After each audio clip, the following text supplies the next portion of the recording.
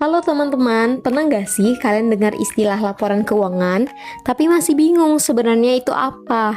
Banyak orang mikir laporan keuangan itu rumit, isinya angka semua, bikin pusing.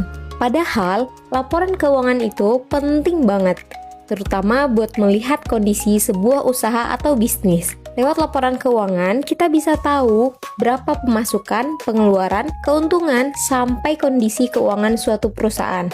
Jadi, semua aktivitas keuangan tercatat dengan jelas dan lebih terarah. Karena sebenarnya laporan keuangan bukan cuma sekedar angka di atas kertas, tapi juga cerita tentang bagaimana sebuah usaha berjalan, bertahan, dan berkembang dari waktu ke waktu. Dengan laporan keuangan yang baik, sebuah bisnis bisa mengambil keputusan yang lebih tepat untuk kedepannya.